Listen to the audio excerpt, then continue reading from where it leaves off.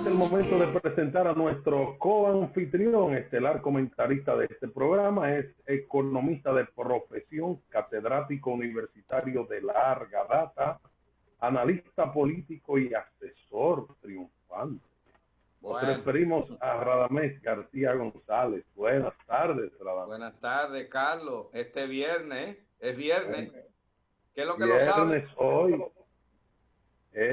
es víspera del patrón Santiago. También hay que decir que mañana, día 25, es día de Santiago Apóstol el Mayor, el patrono de Santiago de los Caballeros.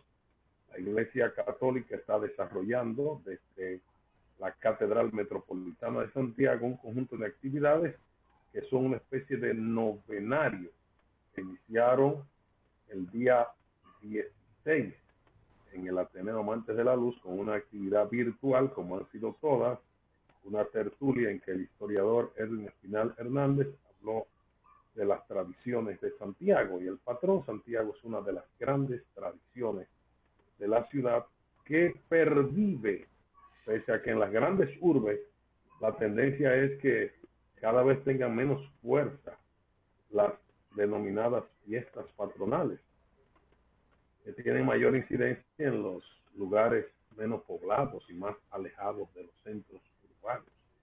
Pero en Santiago se mantiene la tradición, ha habido un conjunto de actividades virtuales y mañana es el día de el patrón Santiago.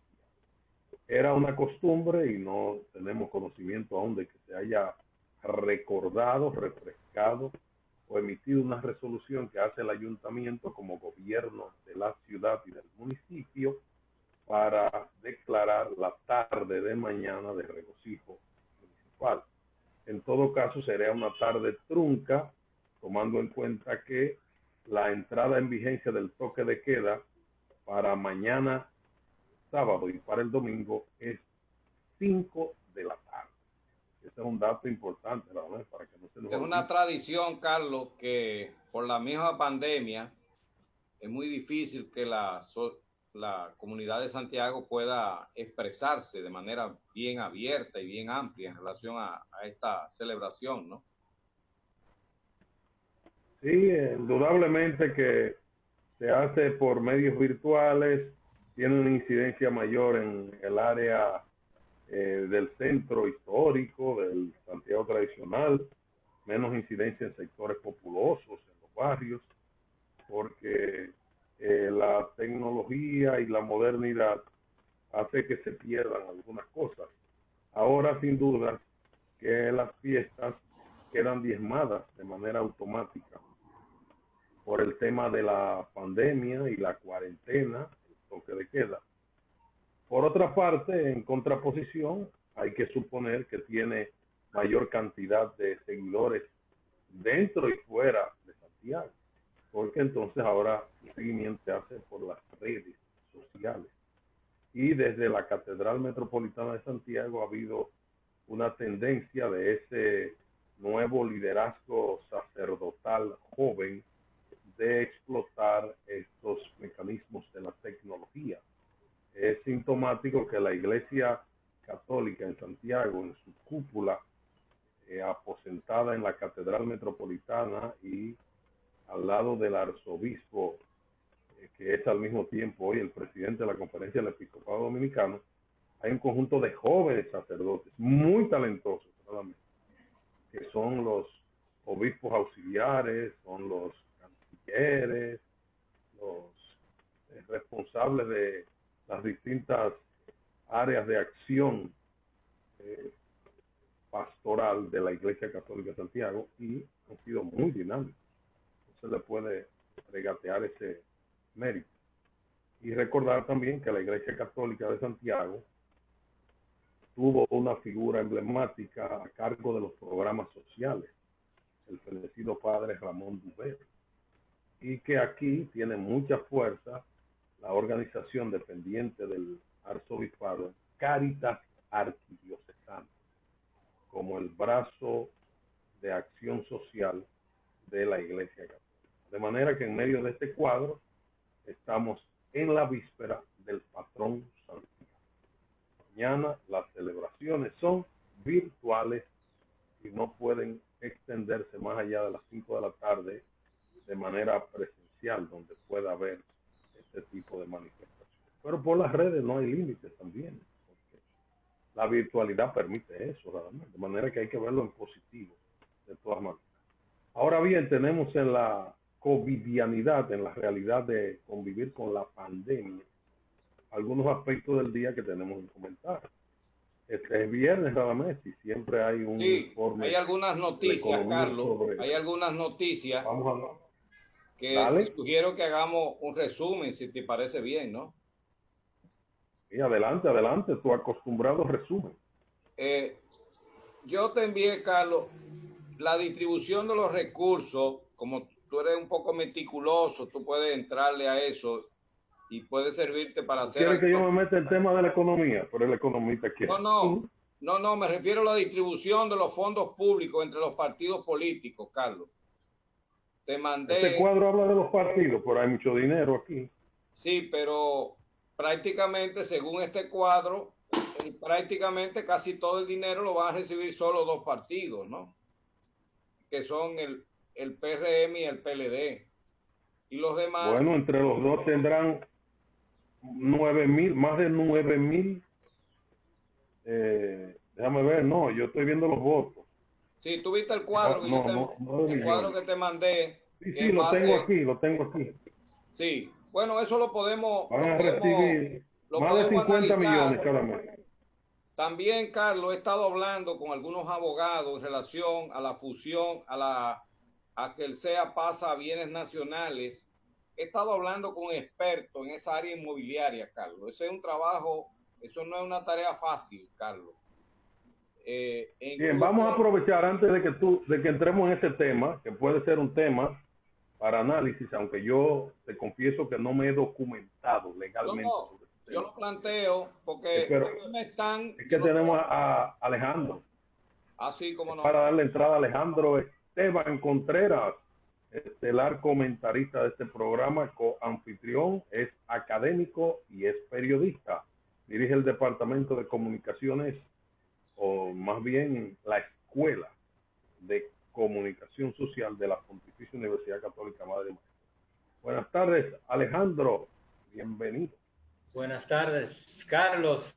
Saludos a la teleaudiencia. Como siempre, un gusto, un placer inmenso interactuar con nuestros televidentes en modo virtual. Saludo al maestro Radamés con un tema interesante, sí, porque hay una estructura legal para toda esta redefinición del Estado que se plantea hacer el presidente electo Luis Abinader. Hay muchos componentes ahí de índole legal y ajustes que habrá que hacer.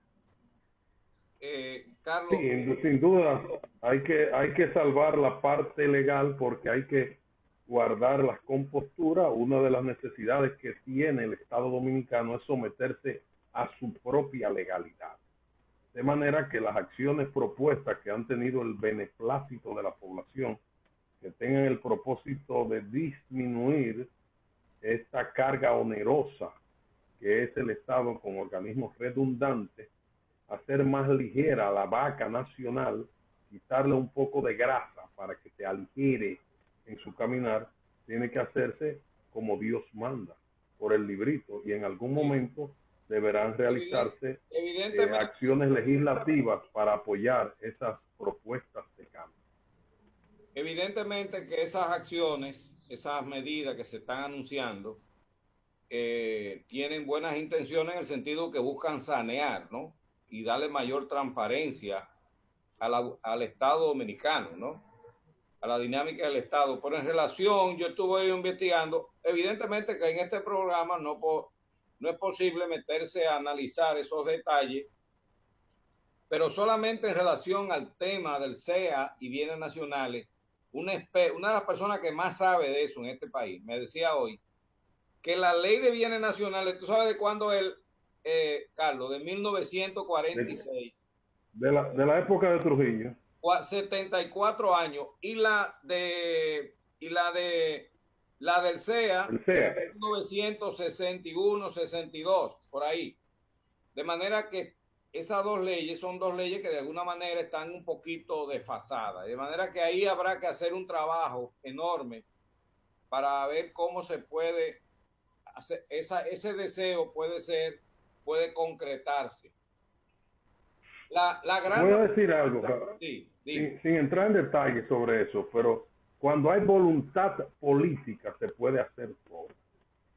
Porque a pesar de que tú señalas la vejez, la obsolescencia tal vez de esas legislaciones que datan de la época de Trujillo, una del 44, que fue un año de muchas reformas legales. 46. Porque Trujillo guardó las apariencias y siempre hizo todo conforme a la legalidad, aunque tuvieran o no legitimidad, pero lo hizo siempre con legalidad. Y esta del SEA, que es posterior a la muerte, es decir, que surge cuando las empresas públicas pasaron a ser propiedad del pueblo realmente, como era la muerte del tirano que estaba manejando todo eso. Pero ¿qué ocurre? La inventiva y la voluntad de el régimen que se instaló, que se estrenó en 1996, no olvidemos, Radamés, esta parte, provocó cambios sustanciales en cuanto al manejo de las empresas estatales que eran rentables, la mayoría, otras pudieron haber sido deficitarias, pero eran al mismo tiempo monopolios para beneficiar al pueblo.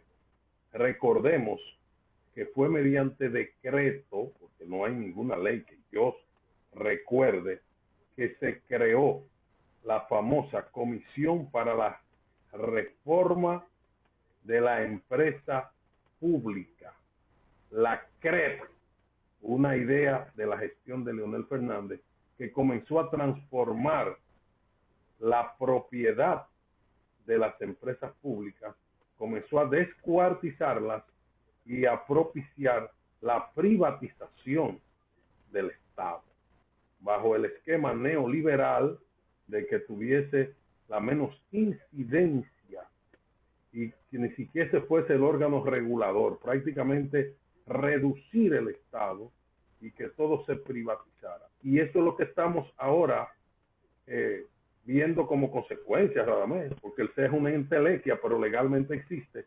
¿Y qué le quedan? O le quedaban los bienes inmuebles, las propiedades, que son inmensos, Carlos, los ingenios, muchas propiedades. Claro, pero de eso han vendido a precio vil una cantidad extraordinaria también. Y alguien me preguntaba, hay un tema, el SEA tenía una división de ganadería llamada Seagana. ¿Y dónde están esos novillos, esas reses, esas miles de cabezas, propiedad del pueblo? Carlos, ¿tú sabías que una parte de las tierras que están en el Instituto Agrario Dominicano son propiedad del SEA? ¿Tú no lo sabías? Hoy me lo decía esa persona. El SEA es una de las instituciones que se constituye uno de los más grandes terratenientes de este país. Las tierras que tiene el SEA son enormes. Tenía, pero todavía conserva mucho terreno.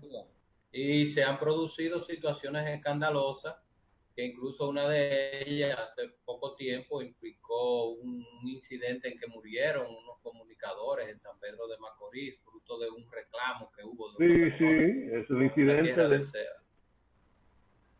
Y fue por eso, pero muchísimos incidentes, además, tierra de vocación agrícola en principio y con proyección turística dentro de la modernidad y de la privatización de todo, también fue vendida a precio vil.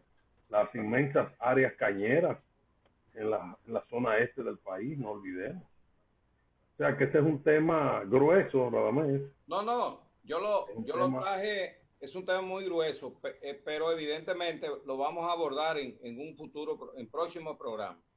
Sí, la duplicidad de los títulos también, de varias personas. Los fraudes con los títulos, todo eso. Y además hay un paquetón de militares y exmilitares que son adquirientes de terrenos. Ese otro tema. Y tú le vas a marchar a esos ramos.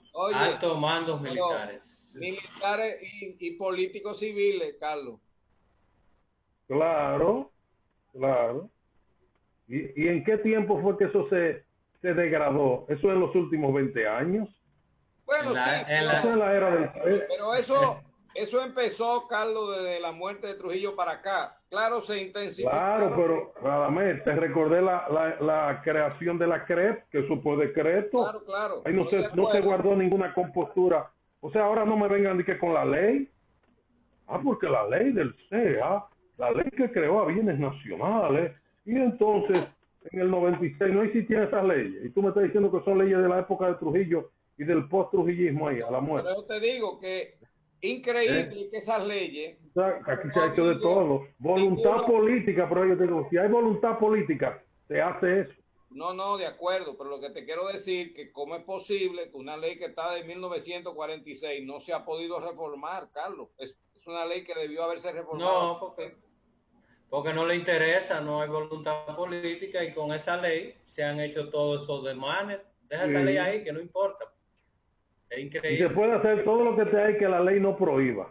Es una ley de fachada y lo que la ley no prohíba se puede hacer. Que tú lo ves injusto. Oye, pero es injusto. Sí. Pero eso no está prohibido. Eso no está prohibido. Muchos directores de bienes nacionales fueron los principales promotores de invasiones de tierra del Estado aquí. En el pasado, Carlos. Tengo constancia por lo menos de 1 o 2 personas. Pero ha habido de todo. Y de lo del IAD, te vas a olvidar también. Ahí había un grupo de delincuentes, inclusive de la época de Balaguer, De la época de Balaguer. Bueno. Bahía de las Águilas, recuérdate. Sí, no. Aquí, oye, con la propiedad pública aquí se ha hecho de todo. Eso es una vocación rapaz que se ha tenido desde el Estado. Son unos Rodrigo de Triana que llegan, así como atacamos a los municipios, estos aspirantes a corruptos, que son la primera escuela de corrupción, dice un amigo, que son los ayuntamientos con los arrendamientos de terrenos municipales y con los terrenos nacionales, las propiedades estatales. Pero vamos a dejarlo ahí, Radamés, para que nos vamos a la pausa. Sí. Y abordemos otros temas del día. Puntos y enfoques. Periodismo con responsabilidad.